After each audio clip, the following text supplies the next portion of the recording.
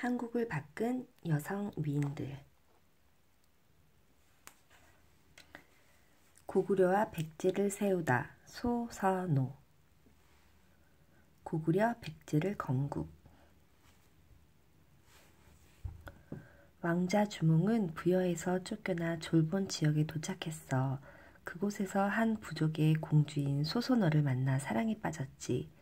소선호는 주몽의 힘을 키울 수 있도록 곁에서 많은 도움을 주었어. 그리고 주몽과 소선호는 부부가 되어 고구려를 세웠어. 그런데 그때 부여에서 태어난 주몽의 아들 유리가 나타난 거야.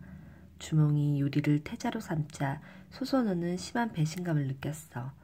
내 아들인 비류와 온조가 아니라 유리를 태자로 삼다니.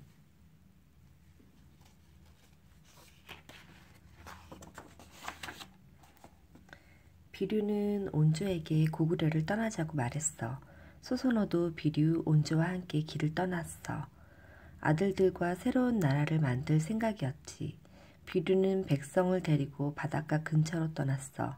소선호는 온조와 함께 한강 근처 기름진 땅에 백제를 세웠어. 그러자 바닷가로 간 비류의 백성들도 백제로 모여들었지. 지혜로웠던 소선호는 나라를 2번이나 세운 위대한 여성이야. 바보온다를 장군으로 만든 평강공주. 고구려 25대 평원왕의 딸 평강공주는 걸핏하면 울음을 터뜨렸어. 자꾸 울면 바보온달에게 시집 보내겠다. 이 말을 듣고 자란 평강공주가 어느덧 시집갈 나이가 되었어. 평강공주는 정말로 온달에게 시집을 가겠다고 고집을 부렸지. 평원왕은 화가 나서 평강공주를 궁궐 밖으로 내쫓아버렸어. 그런데 평강공주가 정말 바보온달을 찾아가 혼인을 한 거야.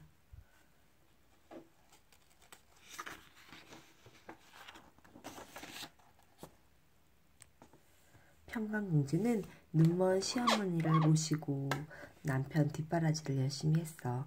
온달은 글 공부를 하고 무예를 익혀서 고구려의 장수가 되었지. 온달 장군은 전생에서 큰 공을 세웠지만 목숨을 잃고 말았어. 그런데 온달 장군의 시신을 넣은 관이 꼼짝도 안 하는 거야. 마치 땅에 딱 달라붙은 것처럼. 소식을 듣고 평강공주가 달려와 눈물을 흘리자 그제야 관이 움직였대. 평강공주는 바보라고 불렀던 온달을 훌륭한 장수로 만들고 효심으로 시어머니를 모신 현명한 여성이야. 선덕여왕, 우리나라 최초의 여왕. 신라시대, 신라를 잘 다스림. 신라시대에는 혈통을 따라 신분을 나눈 골품 제도가 있었어. 태어나면서부터 신분이 정해진다는 뜻이지. 왕이 될 수 있는 건 가장 높은 신분인 성골뿐이었어. 그런데 진평왕에는 왕위를 물려줄 아들이 없었어. 그래서 딸 덕만이 왕위 자리에 올라 최초의 여왕이 탄생했지. 선덕여왕은 여왕이 되자 먼저 가난한 백성을 살폈어. 하지만 신라의 귀족들은 선덕여왕에게 불만이 많았지.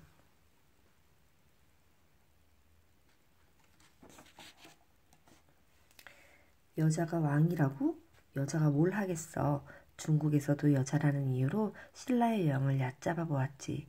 선덕여왕은 백성의 마음을 하나로 모으려고 황룡사에 구중탑을 세웠어. 높이가 무려 80m나 되는 목탑이었지. 그리고 김유신과 김치추와 같은 훌륭한 신하도 뽑아 곁에 두었지.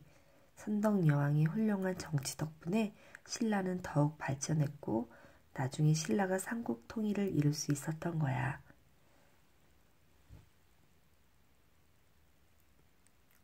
고구려를 강한 나라로 만들다. 고구려. 천추태후는 고구려를 세운 태조 왕건 손녀야. 경종의 왕비가 되어 고려 7대 왕인 목종을 낳았지. 목종이 태어난 다음에 경종이 세상을 떠나자 목종의 외삼촌인 성종이 왕이 올랐어. 성종이 죽고 목종이 왕이 되자 천추태후는 정치에 적극 나섰어.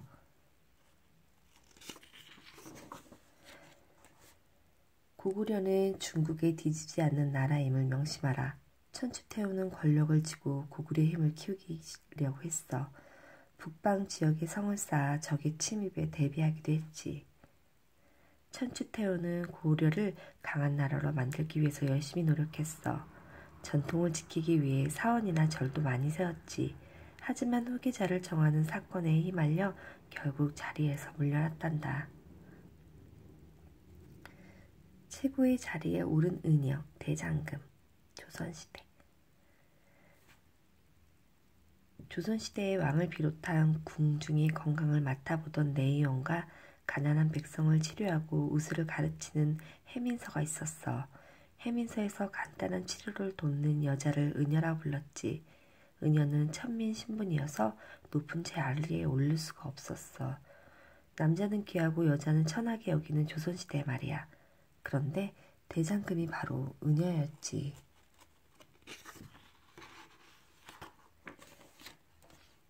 대장금은 실력이 뛰어나서 왕의 눈에 띄었어.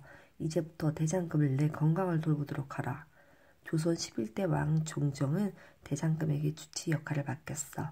수많은 남자 의원들을 제치고 천민이었던 은여가 주치의가 된 거야. 대장금은 왕의 총애를 받으며 중종이 죽을 때까지 건강을 돌봤어. 중종은 병이 낫자 대장금에게 쌀과 콩을 내렸다고 해. 대장금은 뛰어난 실력과 노력으로 최고의 자리에 오른 거야. 백성을 살린 사업가 김만덕. 조선시대. 전 재산을 내수와 백성을 도움. 김만덕은 바다 건너 제주도에서 평민으로 태어났어. 그런데 부모님이 일찍 세상을 떠나자 기생집에서 살게 되었지. 그곳에서 춤과 노래를 배워 김만덕은 기생으로 살아갔어. 하지만 다시 평민식문으로 돌아와 물건을 사고 파는 객주를 열었어. 제주도 특산품과 육지의 물건을 사고 팔면서 큰 돈을 벌었지. 세월이 흐르자 김만덕은 제주도에서 손꼽히는 큰 상인이 되었단다. 어느 가을날 제주도에 큰 태풍이 불어닥쳤어. 추수를 하지 못해서 굶어 죽는 사람들이 한둘이 아니었지. 김만덕은 전 재산을 털어 육지에 쌀을 사와 나눠주었어. 김만덕이 나눠진 쌀 덕분에 1000명이 넘는 사람이 살 수 있었어. 이 소식을 듣고 왕이 은여 반수라는 큰 벼슬을 내리기도 했어. 재물을 잘 쓰지 못하면 썩은 흙과 다를 바 없습니다.